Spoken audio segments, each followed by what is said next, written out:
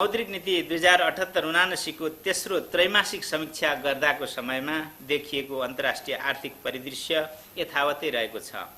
रुस युक्रेन युद्धले अन्तर्राष्ट्रिय आर्थिक वातावरणलाई अनिश्चित बनाएको छ भने मूल्यमा चाप पर्दै गइरहेको छ। फलस्वरूप सन् 2022 र सन् 2023 मा विश्व उत्पादन र व्यापारको विस्तारमा कमी आउने प्रक्षेपण रहेको छ। मूल्यमा परेको चाप र कसिलो नीतिगत व्यवस्थाका कारण विकसित तथा उदयमान मुलुकहरूमा ब्याज दरहरू थप बढ्नुका साथै विश्व अर्थतन्त्र नै आर्थिक मन्दीमा जान सक्ने अनुमान विश्व बैंक तथा अन्तर्राष्ट्रिय मुद्रा कोषको रहेको छ। नेपालमा कोभिड संक्रमण कम हुनुका साथै यस विरुद्धको खोप सहज रूपमा उपलब्ध भएको छ। पर्यटक आगमनमा सुधार आउन थालेको छ। रोजगारीको लागि बाह्य मुलुक जाने नेपालीहरूको संख्या बढेको छ। स्थानीय तहको निर्वाचन सम्पन्न भइसकेको छ भने संघीय संसद तथा प्रदेश सभाको चुनाव हुन गइरहेको छ। यसले गर्दा आन्तरिक माग बलियो रहने देखिन्छ। साथै निर्माणाधीन केही जलविद्युत परियोजनाहरू सम्पन्न भई करिब 700 मेगावाट विद्युत राष्ट्रिय प्रसारण प्रणालीमा थप हुने क्रममा रहेको छ। उपयुक्त पृष्ठभूमि तथा बजेट वक्तव्य 2079-80 मा समावेश भएका नीतिगत व्यवस्था र कार्यक्रम कार्यान्वयनका अतिरिक्त उद्योगको क्षमता उपयोग समेत बढ्ने आधारमा आर्थिक वृद्धि औसतभन्दा उच्च रहने देखिन्छ। तथापि रासायनिक मलको अभाव, बाह्य क्षेत्रमा रहेको दबाव, तरलता सङ्कुचन र मूल्य वृद्धि जस्ता पक्षहरूले अपेक्षित आर्थिक वृद्धि हासिल गर्ने दिशामा भने केही चुनौती सिर्जना गर्ने देखिएको छ। अब म आर्थिक वर्ष 2079-80 को मौद्रिक नीतिको स्वरूप, मौद्रिक कार्यदिशा निवेदन गर्न चाहन्छु। मूल्य र बाह्य क्षेत्र स्थायित्व कायम राख्दै समष्टिगत आर्थिक स्थायित्व प्रवर्धन गर्ने र वित्तीय साधनलाई उत्पादनशील क्षेत्रमा प्रवाह गराई उत्पादकत्व अभिवृद्धि मार्फत आर्थिक वृद्धिलाई सहयोग पुर्याउने गरी मौद्रिक नीतिको कार्यदिशा सजगतापूर्वक कसिलो राखिएको छ। कर्जा कुल गार्हस्थ उत्पादन अनुपात उच्च रहेको सन्दर्भमा कर्जा वृद्धि भन्दा पनि कर्जालाई उत्पादनशील क्षेत्रमा प्रवाह गराउनेतर्फ मौद्रिक नीतिको प्राथमिकता रहनेछ। कोभिड-19 संक्रमणको समयमा लिएका सहज नियामकीय व्यवस्थाहरूलाई क्रमशः कटौती गर्दै विवेकशील नियामकीय मापदण्ड अनुरूप बनाइनेछ। कृषि लगायतका उत्पादनशील क्षेत्र, निर्यात र कोभिड महामारीबाट पुनरुत्थान हुन बाँकी अति प्रभावित क्षेत्रमा मात्र उपलब्ध गराउने गरी पुनर्कर्जा सुविधालाई पुनरावलोकन गरिनेछ। साना घरेलु, लघु तथा मध्यम उद्यमहरूको लागि कर्जा पहुँच बढाई कर्जाको अधिक केन्द्रीकरण क्रमशः कम गर्नेतर्फ मौद्रिक नीतिको जोड रहनेछ। साथै निश्चित उत्पादनशील क्षेत्र र व्यापारिक क्षेत्रमा प्रवाह हुने कर्जाको ब्याज दरमा अन्तर कायम गरिनेछ। सबल वित्तीय प्रणालीले मौद्रिक नीतिको प्रसारलाई प्रभावकारी बनाउने हुँदा समष्टिगत विवेकशील नियमका साथै कर्जाको गुणस्तर सुधार मार्फत वित्तीय स्थायित्व कायम गर्न जोड दिइनेछ। भुक्तानी तथा वित्तीय कारोबारलाई डिजिटलाइजेसन गर्दै वित्तीय साक्षरता, वित्तीय पहुँच र वित्तीय समावेशिता अभिवृद्धि गरी मौद्रिक नीतिको दायरा बढाइनेछ। मौद्रिक नीतिको संरचना र लक्ष्य। मौद्रिक नीतिको विद्यमान रणनीतिक संरचना र भारतीय रुपियाँसँगको स्थिर विनिमय दरलाई मौद्रिक नीतिको अंकुशको रूपमा यथावत राखिएको छ। ब्याज दरलाई मौद्रिक नीतिको प्रसार माध्यमको रूपमा सुदृढ गर्दै सञ्चालन लक्ष्यको रूपमा कार्यान्वयनमा रहेको बैंक तथा वित्तीय संस्था बीचको भारित औसत अन्तर्ब्याङ्क ब्याज दरलाई निरन्तरता दिएको छ। विदेशी विनिमय सञ्चितले वस्तु तथा सेवाको आयात धान्ने क्षमता र मुद्रास्फीतिलाई नीतिगत दर निर्धारण गर्ने प्रमुख आधारको रूपमा लिइनेछ। वार्षिक लक्षित मुद्रास्फीति भन्दा कम नहुने गरी नीतिगत दर निर्धारण गरिनेछ। सञ्चालन लक्ष्यको स्थितिको आधारमा खुल्ला बजार कारोबार सञ्चालन गरी तरलता व्यवस्था गरिनेछ। भारित औसत अन्तर्ब्याङ्क ब्याज दरलाई सञ्चालन लक्ष्यको रूपमा लिई ब्याज दर करिडोर मार्फत मौद्रिक व्यवस्थापन गर्ने रणनीति कार्यान्वयन हुँदै आएको सन्दर्भमा मुद्रा प्रदाय तथा कर्जा विस्तारलाई मौद्रिक नीतिको कार्यदिशाको स्थिति मापन गर्ने सूचकको रूपमा प्रयोग गरिनेछ।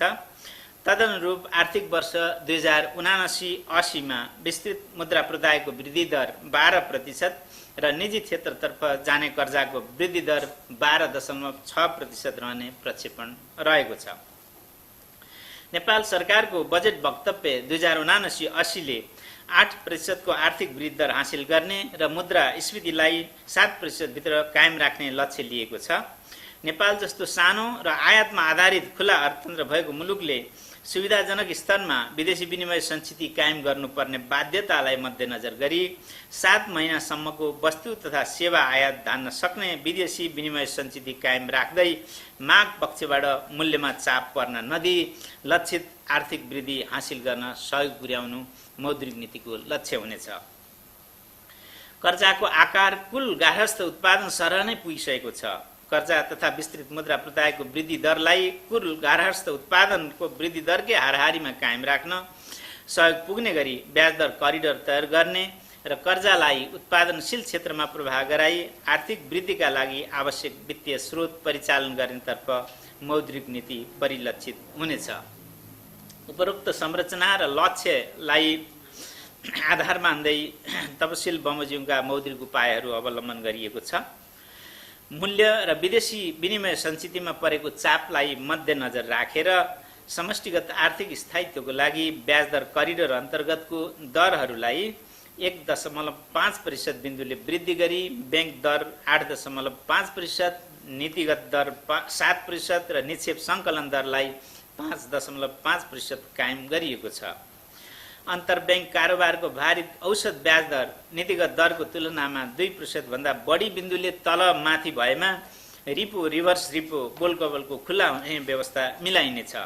साथै अन्तर्ब्याङ्क कारोबारको भारित औसत ब्याज दर नीतिगत दरको तुलनामा 3% बिन्दु भन्दा बढीले घट्न गएमा निक्षेप बोलकबल खुला हुने व्यवस्था मिलाइनेछ। खुल्ला बजार कारोबार सम्बन्धी अन्य उपकरणहरू यथावत राखिएको छ। तरलता व्यवस्थापनलाई थप प्रभावकारी बनाउन आर्थिक वर्ष 2079-80 को बजेट वक्तव्यमा व्यवस्था भए बमोजिम खुल्ला बजार कारोबार स्थिरीकरण कोषको व्यवस्था गरी कार्यान्वयनमा ल्याइनेछ। बैंक तथा वित्तीय संस्थालाई अघिल्लो हप्ताको अन्त्यमा कायम रहेको सम्बन्धित संस्थाको स्वदेशी मुद्रामा रहेको कुल निक्षेपको 1% भन्दा बढी बक्यौता नहुने गरी यस बैंकले तोकेको ऋणपत्रको धितोमा अधिकतम 5 दिनसम्म अवधिको स्थायी तरलता सुविधा बैंक दरमा उपलब्ध गराइनेछ। विद्यमान कार्यविधिमा आवश्यक संशोधन गरी यो व्यवस्था कार्यान्वयनमा ल्याइनेछ। बैंक तथा वित्तीय संस्थाले कायम गर्नुपर्ने अनिवार्य नगद मौजदात अनुपातलाई 2079 भाद्र 1 गतेदेखि लागू हुने गरी 1% बिन्दुले वृद्धि गरी 4% पुर्याइनेछ। बैंक तथा वित्तीय संस्थाहरूले कायम गर्नुपर्ने वैधानिक तरलता अनुपातलाई वृद्धि गरी 2079 पुस मसान्तसम्ममा वाणिज्य बैंकहरूले 12%, विकास बैंक र वित्त कम्पनीहरूले 10% पुर्याउनु पर्ने व्यवस्था गरिनेछ। मौद्रिक नीतिको प्रसारण संयन्त्रलाई प्रभावकारी बनाउन बैंक तथा वित्तीय संस्थाहरूले ब्याज दर तय गर्ने सम्बन्धी विद्यमान नीतिगत व्यवस्थामा आवश्यक पुनरावलोकन गरिनेछ। अब म वित्तीय क्षेत्र सम्बन्धी केही व्यवस्थाहरू निवेदन गर्न चाहन्छु। कोभिड महामारीको समयमा आर्थिक पुनरुत्थानलाई गति प्रदान गर्न अवलम्बन गरिएका कर्जा पुनर्संरचना एवं पुनर्तालिकीकरण, ब्याज पुँजीकरण, लाभांश वितरण लगायतका नियामकीय व्यवस्थामा आवश्यक पुनरावलोकन गरिनेछ। कोभिड-19 महामारीका कारण आर्थिक वर्ष 2076-77बाट स्थगन गरिएको काउन्टर साइक्लिकल क्यापिटल बफरको व्यवस्थालाई 2080 साउनदेखि कार्यान्वयनमा ल्याउन आवश्यक व्यवस्था मिलाइनेछ। उक्त व्यवस्थालाई क्षेत्रगत रूपमा समेत कार्यान्वयन गर्ने सम्बन्धमा अध्ययन गरिनेछ। वाणिज्य बैंक र लघुवित्त वित्तीय संस्थाहरू एक आपसमा आफ्नै वर्गभित्र गाभी वा प्राप्तिमा गई 2079 पुस मसान्तभित्र एकीकृत कारोबार सञ्चालन गरेमा मात्र यस बैंकबाट प्रदान हुँदै आएको मर्जर तथा प्राप्ति सम्बन्धी छुट तथा सुविधा उपलब्ध हुने व्यवस्था मिलाइनेछ। बैंक तथा वित्तीय संस्थाले जारी गरेको ऋणपत्रलाई कर्जा निक्षेप अनुपात प्रयोजनका लागि स्रोतको रूपमा गणना गरिरहेकोमा त्यस्तो गणना गर्न सकिने अवधि 2080 आषाढ मसान्तसम्म रहने व्यवस्था मिलाइनेछ। बैंक तथा वित्तीय संस्थाबाट ठूला कर्जा उपभोग गर्दै आएका ऋणीहरूको पहिचान गर्न लार्ज एक्सपोजर फ्रेमवर्क तयार गरिनेछ। साथै ठूला ऋणीहरूले बैंकिङ प्रणालीबाट उपभोग गरिरहेको कर्जाको अनुगमनलाई थप प्रभावकारी बनाइनेछ।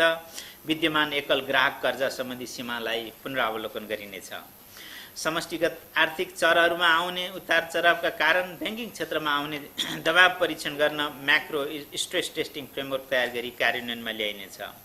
ब्याङ्क तथा वित्तीय संस्थाले कर्जाको लागि सुरक्षण राखिएको सम्पत्तिको बिमा गराउँदा बिमा दाबीले कर्जा रकम खाम्ने गरी बिमा गराउनु पर्ने व्यवस्था गरिनेछ। ब्याङ्क तथा वित्तीय संस्थाबाट अधिकतम रु 5 करोडसम्म कर्जा उपभोग गरेका उद्यम व्यवसायहरूले 2079 आषाढ मसान्तसम्म तिर्नुपर्ने कर्जाको सामा तथा ब्याज 2079 असोज मसान्तसम्म भुक्तानी गरेमा प्यानल ब्याज लिन नपाउने व्यवस्था गरिनेछ। उत्पादनशील र व्यापारिक क्षेत्रमा जाने कर्जाको ब्याज दरमा भिन्नता ल्याइनेछ। हाललाई ब्याङ्क तथा वित्तीय संस्थाले खाद्यान्न उत्पादन, पशुपक्षी, मत्स्यपालन, निर्यातजन्य र 100% स्वदेशी कच्चा पदार्थमा आधारित उत्पादनमूलक उद्योगका लागि रु 2 करोडसम्मको कर्जा प्रवाह गर्दा आधार दरमा अधिकतम 2% बिन्दुसम्म प्रिमियम थप गरी ब्याज दर निर्धारण गर्न पाउने व्यवस्था गरिनेछ। निजी क्षेत्रलाई सूचना प्रविधि तथा औद्योगिक पार्क निर्माण गर्न कर्जा प्रवाह गर्दा आधार दरमा अधिकतम 2% बिन्दुले प्रिमियम थप गरी ब्याज दर निर्धारण गर्ने व्यवस्था मिलाइनेछ। पूर्वाधार क्षेत्रमा लगानी गर्ने गरी स्थापित नेपाल पूर्वाधार विकास ब्याङ्कको लगानी क्षमता वृद्धिका लागि पूर्वाधार क्षेत्रमा नै लगानी गर्ने गरी स्थापना भई सञ्चालनमा रहेका अन्य वित्तीय संस्थासँग मर्जर तथा प्राप्ति मार्फत चुक्ता पुँजी वृद्धि गर्न प्रोत्साहित गरिनेछ। ब्याङ्क तथा वित्तीय संस्था मर्जर तथा प्राप्तिको समयमा धितोपत्र कारोबार रोक्ने सम्बन्धी यस ब्याङ्कबाट जारी भएको विद्यमान व्यवस्था खारिज गरी धितोपत्र बोर्डको नियमन बमोजिम हुने व्यवस्था मिलाइनेछ। सेयर धितो राखी प्रवाह हुने मार्जिन कर्जाको एकल ग्राहक सीमा एउटा वा सबै इजाजत पत्र प्राप्त वित्तीय संस्थाहरूबाट लिन सक्ने गरी अधिकतम सीमा रु 12 करोड कायम गरिनेछ। सेयर ब्रोकर मार्फत नियमित र व्यवस्थित हुँदै गएपछि यस्तो मार्जिन कर्जा सम्बन्धी व्यवस्था हटाइनेछ। सेयर धितोमा प्रवाह हुने कर्जाको जोखिमबार रु 25 लाखसम्मको कर्जाको हकमा 100% र सोभन्दा माथिको कर्जाको हकमा जोखिमबार 150% राख्नुपर्ने व्यवस्था यथावत राखिएको छ। सम्पत्ति शुद्धिकरण तथा आतंकवादी क्रियाकलापमा वित्तीय लगानी निवारण सम्बन्धमा अन्तर्राष्ट्रिय समन्वय संयन्त्रलाई थप सबल बनाउँदै लैजान आवश्यकता अनुसार सम्बन्धित निकायहरूबीच समन्वय बढाइनेछ। आर्थिक वर्ष 2079-80 को बजेट वक्तव्यमा व्यवस्था भए बमोजिम यस ब्याङ्कको सुपरिवेक्षकीय दायरा बाहिर रही वित्तीय कारोबार गर्ने बचत तथा ऋण सहकारी र गैर सरकारी संस्थाहरूको प्रभावकारी नियमन, निरीक्षण तथा सुपरिवेक्षणका लागि दोस्रो तहको नियामक निकाय स्थापना सम्बन्धमा आवश्यक सहजीकरण गरिनेछ। ग्रीन फाइनेन्सिङलाई प्रोत्साहन गर्न, हरित बन्ड निष्कासन गर्ने, जलवायु जोखिम रिपोर्टिङ गर्ने, सोसँग सम्बन्धित पुँजी आवश्यकता पहिचान गर्ने लगायतका विषयहरूलाई समावेश गरेर ग्रीन ट्याक्सोनोमीको मस्यौदा तर्जुमा गरिनेछ।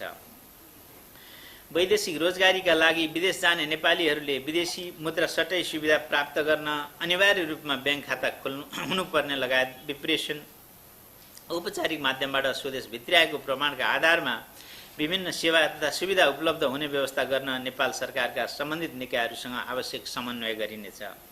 ब्याङ्किङ भुक्तानी उपकरणमा विद्यमान विभिन्न विद्युतीय तथा डिजिटल कार्ड धारकहरूले विदेशी ब्याङ्कबाट जारी यस्तै कार्डबाट नेपाली ब्याङ्क तथा वित्तीय संस्थाहरूले जारी गरेको कार्डमा विप्रेषण प्राप्त गर्न सक्ने गरी आवश्यक नीतिगत व्यवस्था गरिनेछ। सूचना प्रविधि लगायतका सेवा निर्यात गरी परिवर्तित विदेशी मुद्रा भित्र्याउने कार्यलाई प्रोत्साहित गर्न आवश्यक नीतिगत व्यवस्था गरिनेछ। केही वस्तुहरूको आयातको लागि प्रतिपत्र खोल्दा नगद मार्जिन राख्नुपर्ने विद्यमान व्यवस्थालाई क्रमिक रूपमा पुनरावलोकन गर्दै लगिनेछ। ब्याङ्क तथा वित्तीय संस्थाले वस्तु आयातका लागि ड्राफ्ट टिटी जारी गर्दा वा प्रतिपत्र खोल्दा सम्बन्धित वस्तुको अन्तर्राष्ट्रिय बजार मूल्य र प्रोफर्मा मूल्य बीच विश्लेषण गरेर मात्र जारी गर्ने अथवा खोल्नुपर्ने व्यवस्था गरिनेछ। पुनर्कर्जा कृषि लगायतका उत्पादनशील क्षेत्र, लघु उद्यम, निर्यात र कोभिड महामारीबाट पुनरुत्थान हुन बाँकी अति प्रभावित क्षेत्रमा प्रभावित कर्जालाई पुनर्कर्जा सुविधा उपलब्ध गराउने गरी निरन्तरता दिइनेछ। पुनर्कर्जा सुविधालाई क्रमशः कम गर्दै 2081 आषाढ मसान्तसम्ममा सम्बन्धित कोषको मौजदात बराबर हुने गरी उपलब्ध गराइनेछ।